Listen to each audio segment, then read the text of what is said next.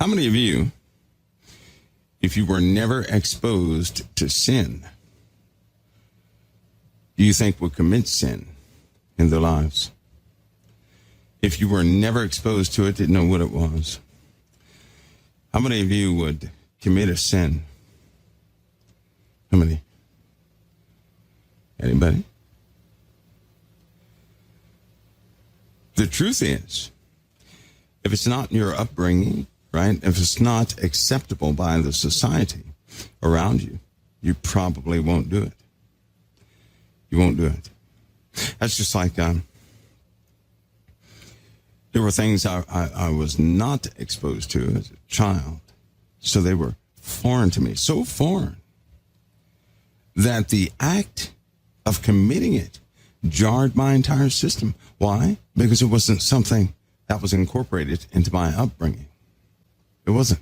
That's just like drugs, right? All the time I was in school, drugs were not a problem. They weren't. So no one was ever hooked on things where I was. They weren't hooked on things. They didn't tamper with them or anything else. So it was a no-brainer. So the first time I was exposed to the drug problem, right?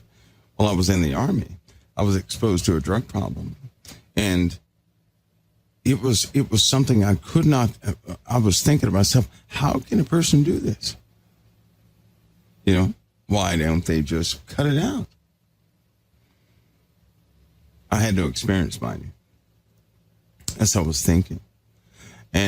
But once you taste of it, it's a different story. In other words, if you begin and these things are not in your environment, they're going to be so foreign to you that they won't pop into your mind. And if they don't pop into your mind, how then can you do anything? But if you were knowledgeable about a drug problem with everybody, if you were knowledgeable of the ins and outs of how they're dealt and all this other stuff, that's going to be a temptation in your life. Certainly if you know it can relieve stress and this, that, and the other, that's going to be a temptation. Why? Because you have knowledge of it. It becomes part of your world. And what I'm telling you is this: if something is not a part of your world, how then can you act on it? You would be blissful concerning certain things, right?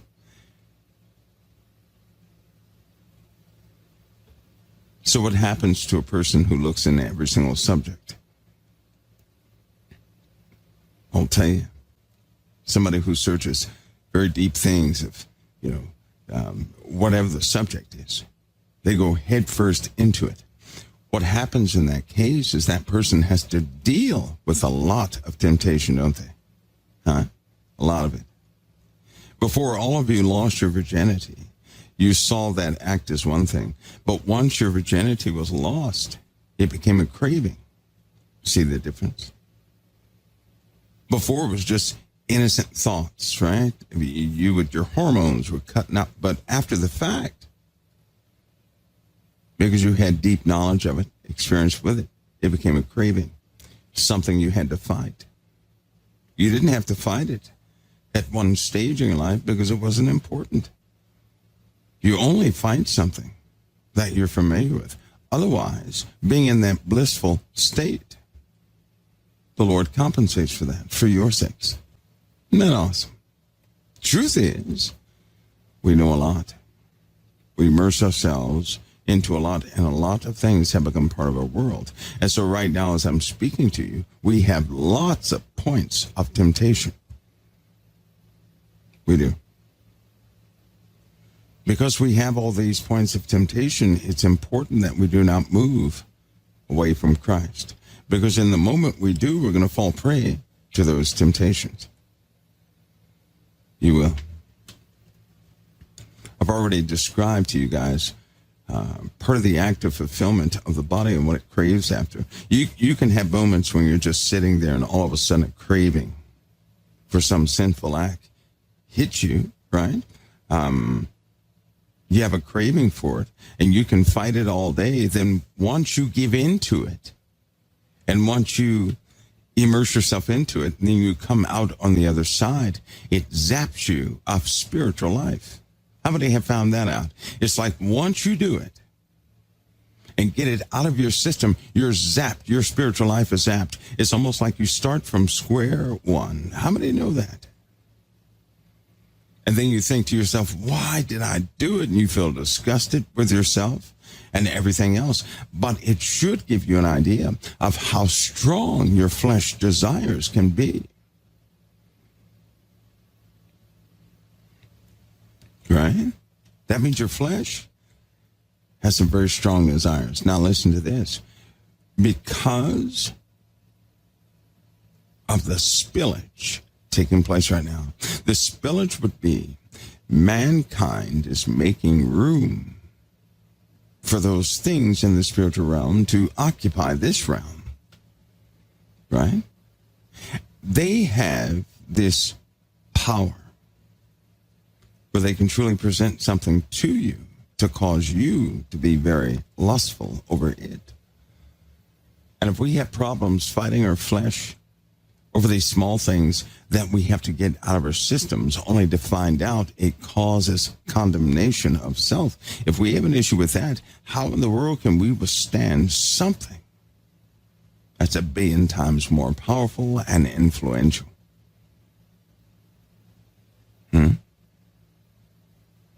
The truth is, without Christ, there is no escaping that. Without Christ, you don't have enough resolve. Without Christ, there's no way out.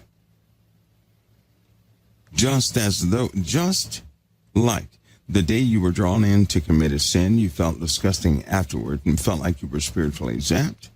What do you think is going to happen when that temptation, that desire, is right in front of your face? The spiritual tug you feel is real. How do you think we'll fare with that? See, when it's in your head, you can say to yourself, well, it's not real. Let me take that captive. I'm not going to do that. The phone could ring and totally throw you off. All of a sudden, you're not concerned about that anymore. What I'm talking about is, what if the vessel of Satan himself approached you face to face, of whom is encapsulated all dark desires, right? Acts of unrighteousness, plots and schemes. What if he was standing right before you? The Bible teaches us a man is drawn away and tempted of his own lust. If Satan were to stand before you, he would draw out of you or make come to the surface everything of him. Everything of him. Satan is full of rage. And what do you see in the world right now? What do you see? You see rage, don't you?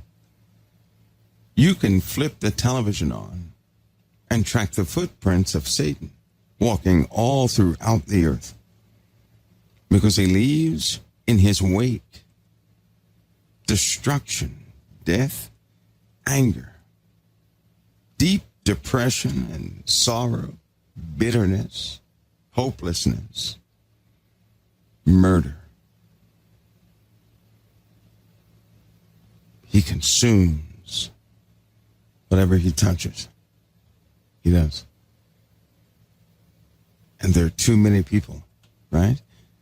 Too many people. It wouldn't be so bad if it were the people outside of the faith. No, we're talking about people inside the faith.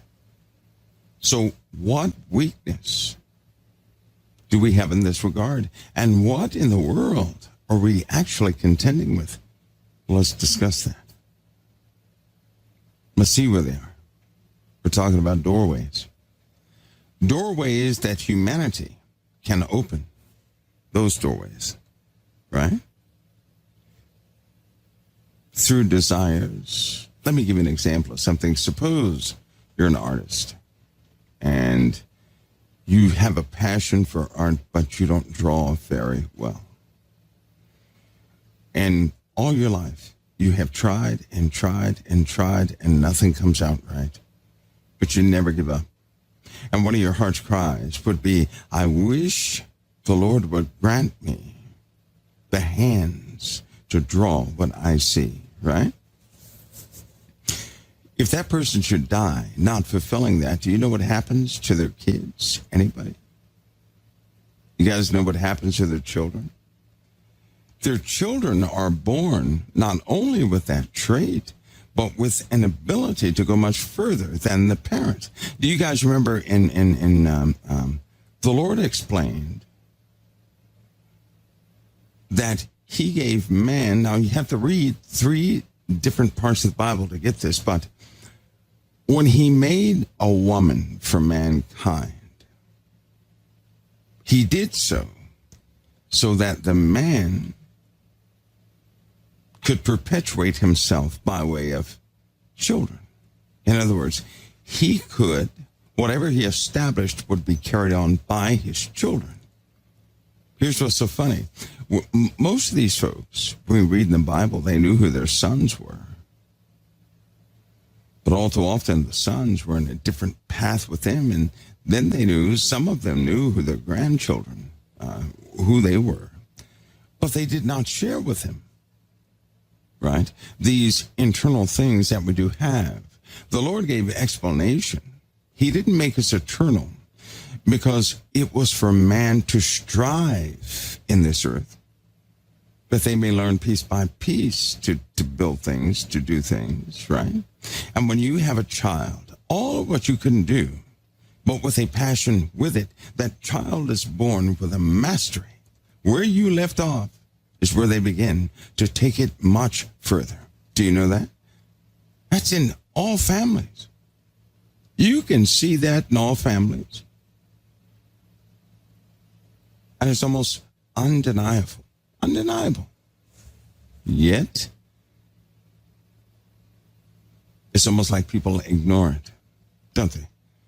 They ignore that.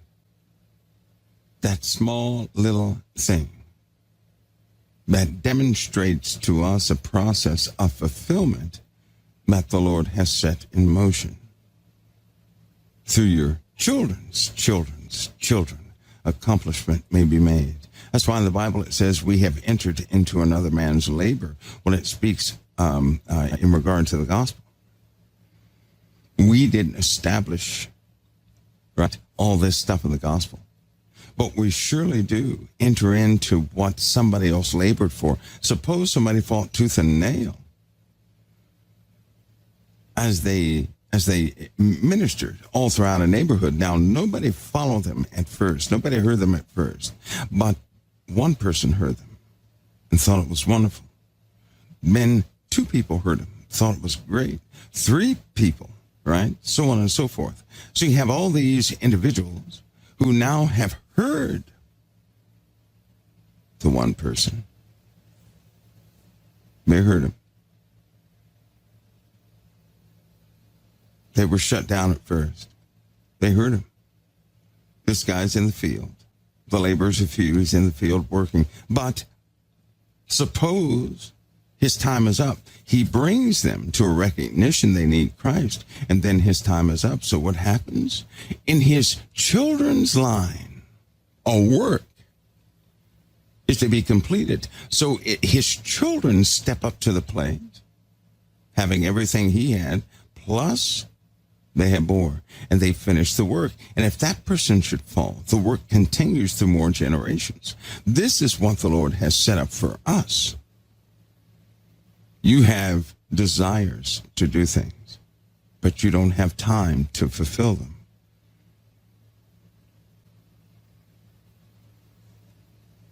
You see that? Now, it doesn't matter if they're adopted or not. I can tell you that right now. I've seen adopted children take on the traits of the deceased grandfather of families. They didn't know the grandfather. Yet these adopted children act just like the grandfather that they did not know. And that happens more often than not. Strangest thing to see, to behold, when you see someone who did not know somebody in their past, but they act just like them. Mm-hmm. Just like them.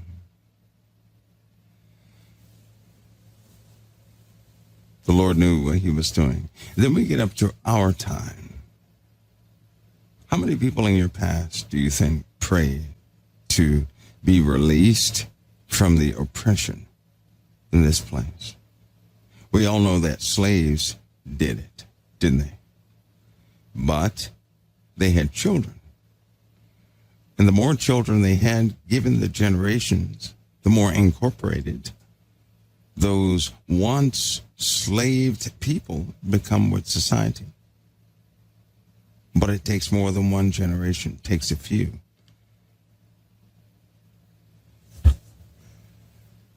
Do you all see that?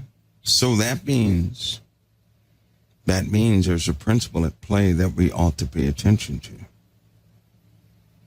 That means Satan would utilize this same principle to corrupt people. So getting rid of one person, as it turns out, is not solving the problem. Not at all. The Lord does a masterful work in doing this and preserving you at the same time. But you had to come. And I want you to see how many things in your life had to be set up for you to get here in the first place. You are, in fact, a supernatural birth. You are. Supernatural, you are. I ask you this, though. For what reason? Why? Why? For what reason? You're the preserved generation that'll be in a time when people's faith, well, it's going to seemingly fail. What's going to cause it to fail? Because those that came before you, they wanted the truth, didn't they? Lord, give me the truth. Some of you are out there, you're saying, I want the truth. I want to know what this is. And I want to know what that is. What is the truth behind this or that? That's what we say, right?